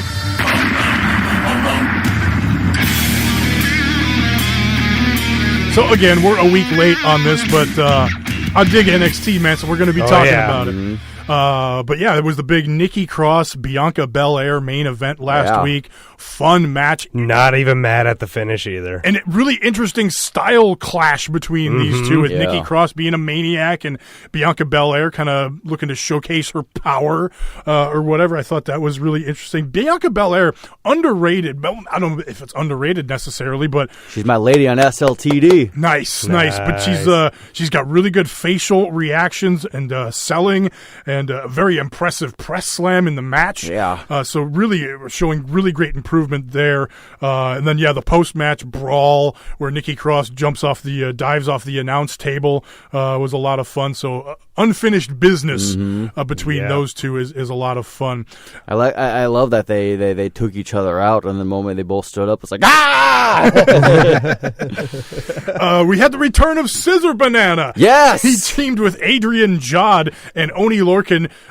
Team 1-2. Team 1 and 2. Oni Lorcan and Danny Burch finally got a win on TV. It's like their first NXT TV win ever. So I'm glad that they're building up Team 1 and 2 for some fun stuff going forward. Ciampa had his promo. He Tomato champs. He said he didn't attack Aleister Black. He said someone else beat him to it. So I'm digging this whole Aleister Black investigation thing going on with William Regal. As long as we're done with the stupid security camera bull crap, I'm good. Yeah, we haven't seen the security camera footage in a while. It's been more about Regal in his office with the special investigator talking to all the talent, clearing guys like Cassius Ohno. But Cassius Ohno going in there talking about, hey man, you gotta feed me some of these flashy new toys, bro. Yeah. So teasing him wanting to challenge Matt Riddle.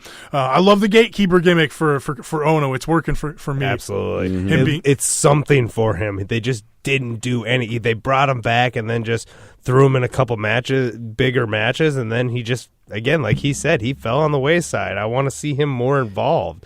I know he's more of a trainer now, but still, I really enjoy him in the ring. He's kind of the player coach role now, so that works. He's perfect example of that showmanship wrestling and that indie wrestling, how one guy, it's really hard to go in between the two, or you're either one or the other. I don't see him as that WWE showmanship kind of wrestler kind of mentality, and fortunately we have NXT there that is able to use both sides of the table, the coin. So I'm so glad that he's there, and he wants to be that gatekeeper. He wants that battle with fucking Matt Riddle. It's just like, yes, man, like fuck yes, like bring it, Cassius. Like that's what you do. That's what you do best. I would love to be seeing you doing this shit on SmackDown or Raw on a fucking pay-per-view, but I just don't think it's going to translate well, especially with those crowds and with his body type. Yeah. Not to shame, but I mean, but yeah, it's just I shouldn't even say that. If the dude had better gear,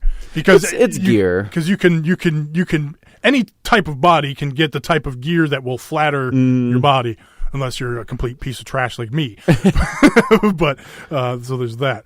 How about Heavy Machinery getting in on the investigation of who did this Aleister Black thing, getting into a little confrontation with Tommaso Ciampa. Tomato champs, man. Tomato champs. So I love it. I love the fact that they're taking it upon themselves to launch their own investigation into this shit. We're going to figure this out. And Have we been disappointed with any of their phone promos? Let's be honest. No, I enjoyed every single one Never of them. been upset by them. I really hope they build them up into a tag team. I know, again, they're still a little green. They're the big guys. They need to get a good move set together. But they've progressed a lot since they first started. They're a good lower card, mid card tag team at this point. But they've got the size to look intimidating. I'm intrigued because aren't they going to do a match between Tomato Champ and Otis Dozovich this week? They didn't technically book it, I don't think, but it's going to happen. I'm really excited for that, even though it's going to be short. The Forgotten Gimmick was walking around in some mud puddles amongst trash. I dug that promo, man. I thought it was pretty cool because it's like fucking. It gives an explanation. I can't even think of Buddy Murphy's partner's name right now. That's fucking how forgotten he is to me. The forgotten gimmick. But, it works. Like, at first I was like, oh, yeah, fucking silly bikers, whatever. But I don't know. I totally like what they were spinning out there and kind of looking forward to what these guys do. Yeah. And they get the gunner guy from TNA and what's his other name in there? Yeah, I don't know. Those two guys. It's Wesley Blake. I got it. There it is. Nicely done. Lars Sullivan took on Raul Mendoza. Of course, he won with the freak accident, but they're talking about how he attacked EC3 for accusing him of the Aleister Black attack. So they got a little program going on between Lars and EC3. Lars. Good thing there. Lars. And Deonna Purrazzo and Dakota Kai argue with Lacey Evans and Ali Ya. Not like this was caught by the social media team. Yeah. I do like that approach, that it makes sense to how they caught them on camera arguing or whatever. But yeah, it's Lacey Evans. The guy and Ali Ya. with the phone, is I did have to see him to see how bad of an actor he was, because literally, is there something? You can hear them yelling, like you can clearly. Is there something happening behind me? Oh, maybe I should turn my phone around. It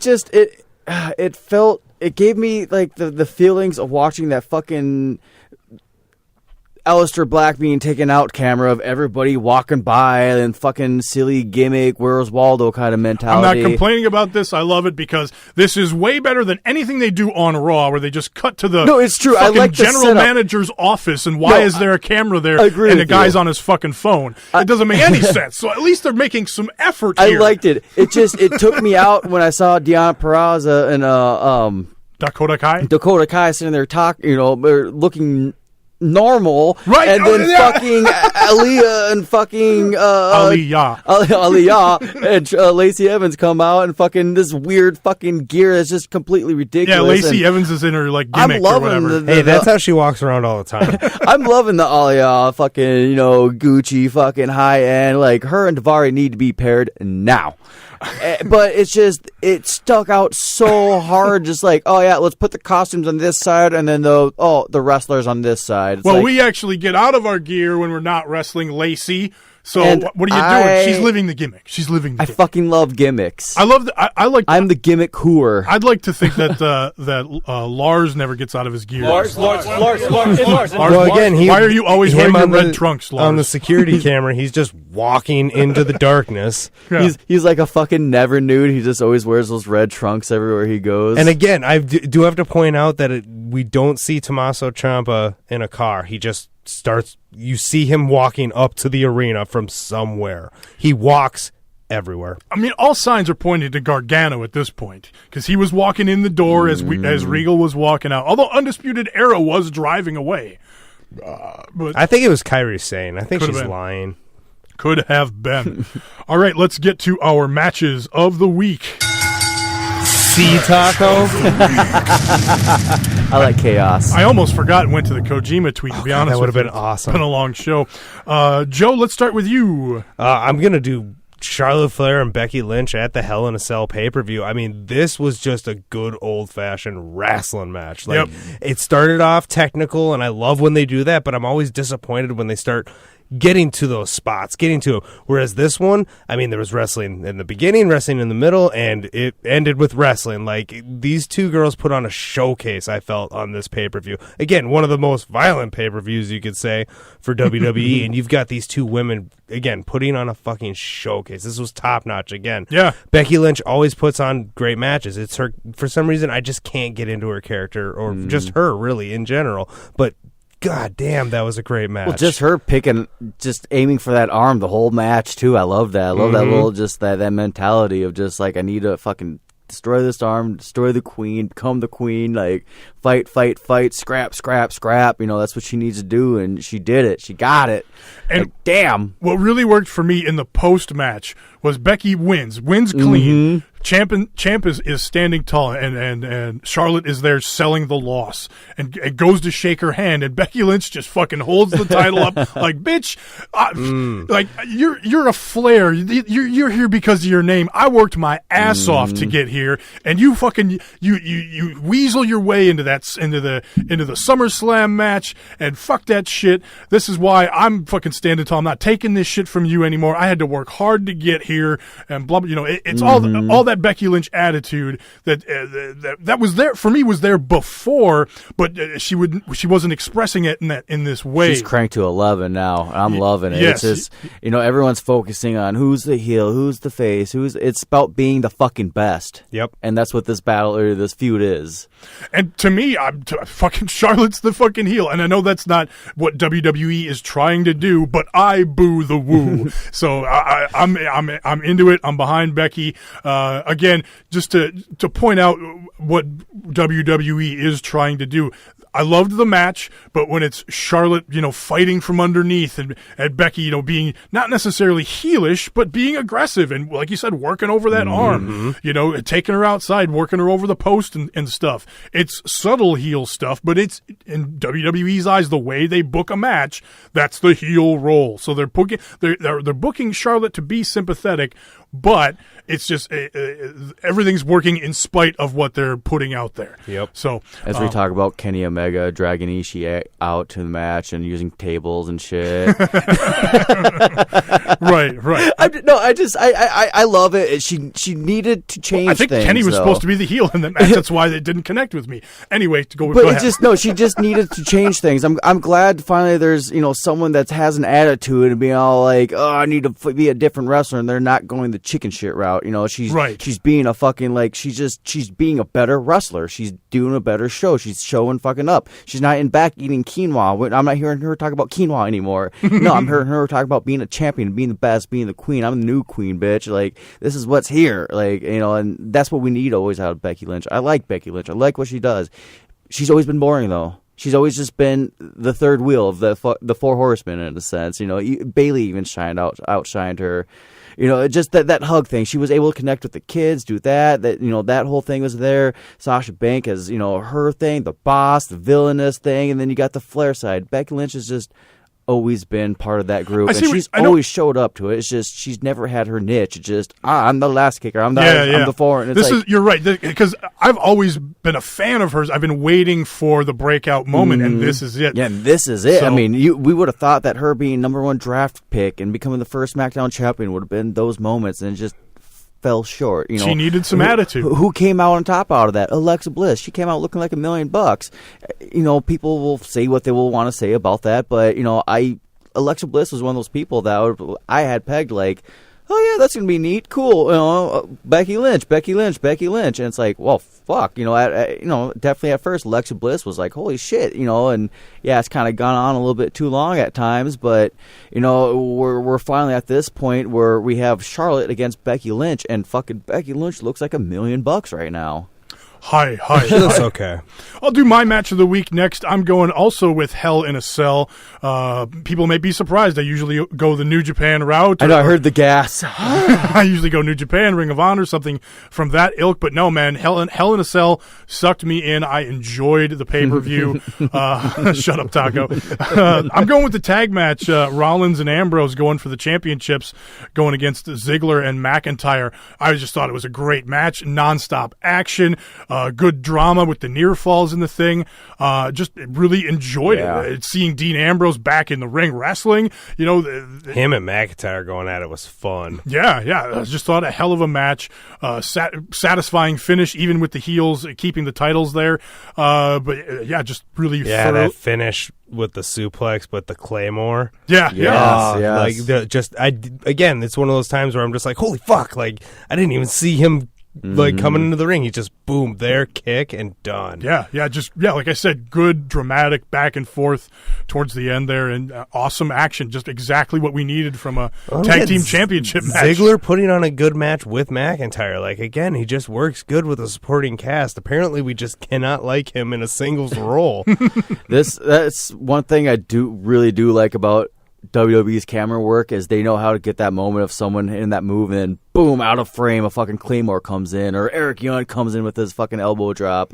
I do like those moments of like, holy fuck, and then out of nowhere, like something happens, and in McIntyre's case, it won them the match. It's just like, fuck, I never saw that coming. Where shit like that can kind of backfire. Earlier in the fucking Hell in the Cell, I caught into it late, and I was seeing the Jeff Hardy clips. I'm like, why did he just drop himself from the ceiling into a table? That was the stupidest fucking thing I've ever seen. I was like, that's not cool. I was like, what the hell? Like, I had no idea. And then after rewatching Hell in the Cell, the actual footage, like, oh, I can actually see Randy Orton rolling out of the way. Okay, this makes sense now. He does roll away like 5 minutes early. but the replays they kept playing, though, was like every angle without Randy Orton. So it's like, replayed it so... Maybe they edited it, but when I watched it, they replayed that thing so many goddamn times. And him moving like 10 minutes early. Maybe they went back and fixed that. I don't know. But every replay was him like rolling away. Wait another second. Okay, here comes Jeff. But yeah, I mean, you can make an argument that Jeff was on the upswing and didn't see Randy move, and by the time he went for the swing back, he was already going to go anyway. And where was he going to go anyway? He was hanging from the top of the cage. So I don't know. How did we get it? But how did we get there? I don't remember. What's your match of the week, Taco? My match of the week, I'm keeping with the SmackDown streak, oddly enough, and the AJ streak. Him and Andrade this week. It was just such a good fucking match, a long match, multiple commercial breaks in between it, so that, I'm so glad that they're giving Andrade time and against fucking talent like this. I'm glad, we're getting these matches, though, just AJ, Dan O'Brien, fucking Andrade, and all on SmackDown, and it was kind of a bummer at SummerSlam between Samoa. We'll throw Samoa Joe in there too. Him and AJ. That match ended the way it did. That was one of the few times I was like, I was kind of mad that I had the fuckery finish and everyone was happy out in the world. But I was like, yeah, I don't need a bitch about this. And and Hell in the Cell is a prime example. We got a great fucking match out of them too, and just SmackDown keeps showing up, and it's just not on pay-per-view, also on their fucking TV product, and it's just like, god damn it, Andrade is just fucking getting all this momentum and a lot of losses, but it's not hurting him in any sense. They're having long, credible matches with good back and forth against top guys, and so it's helping get, even though he's losing, like you said, it's helping get him over. And let's talk about going back to the pay-per-view and then here on SmackDown, long matches, but with mostly satisfying results. Yeah. Yes. AJ the champion, he just won the clean match, and because we're all waiting for Samoa Joe to come out. That's the story. Samoa Joe's pissed about what happened at the pay-per-view, so we're waiting for the fuckery finish. We're waiting for the skullduggery, and it never happens. AJ wins clean, and then Samoa Joe attacks him after an amazing, phenomenal Styles clash too. That fucking roll up. What the fuck, man? Like this. Oh, god damn, this little mini feud is just fucking great. Like, if you want to fucking do a three-way match, put AJ, fucking Dan O'Brien, and Andrade in there for us. It's like, or fucking make it a four-way with Joe. Like, it's just everything that they are doing with these guys is fucking so good. Good job, Road Dogg. Way to fuck that up. Thanks, Obama.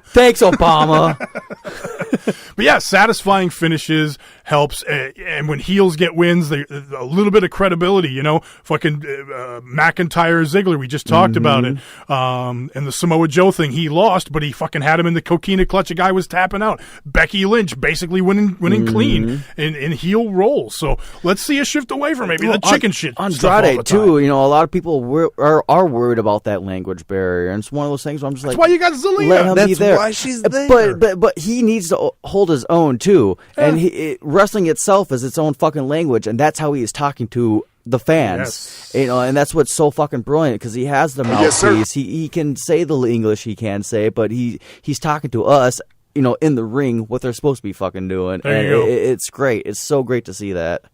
Let's get out of here with the Kojima tweet. Now it's time for The Taco has to Satoshi feel he pressed the wrong Kojima button. tweet of the week. So follow Kojima on Twitter at Cozy_Lariat. Kojima's back. He's wrestling, doing good stuff, fighting against them young lions in these undercard matches on those destruction shows. But he says, "Hello, Bread Club. Have not you forgotten about me? I will be in trouble if I forget it. Anyways, let's eat bread every day. Baby, bye-bye. Nice. Got a baby. Yeah, so follow the show on Twitter at BPW Podcast. Go over to sltdwrestling.com. You can find this show, some other wrestling I still podcasts. didn't change my team. It doesn't start till tomorrow. Oh, Yeah, good. They're doing it differently. The There's 4-day window open starts tomorrow. Those guys are talking about the Fantasy League that's over there at sltdwrestling.com. There also is a Predictions League. I don't think I got in my predictions. I didn't. I did. I didn't see. You did? Yeah, they send emails. Okay, I didn't see one for the Predictions League this week, or last week, so I missed that. But yeah, check those out at sltdwrestling.com. Go to bestprowrestlingpodcast.com. Links in the description of the podcast. Follow me at Tommy Stryker, spell Stryker with a Y. Taco, where can people find you? Follow me on Twitter at HGREV Taco. You can follow me, Joe, at JoeBPWP. Just think, at Joe, Best Pro Wrestling Podcast. That's going to do it for this week. Bye! Peace. Taco's gotta pee!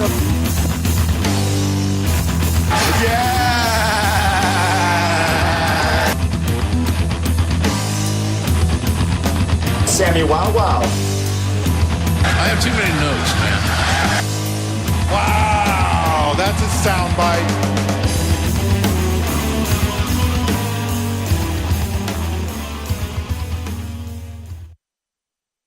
Can't disagree with that. All right, let's get out of here. Let's do this code. Yeah, I gotta pee tweet. so bad. Retro recommendation. I think we found an Easter egg.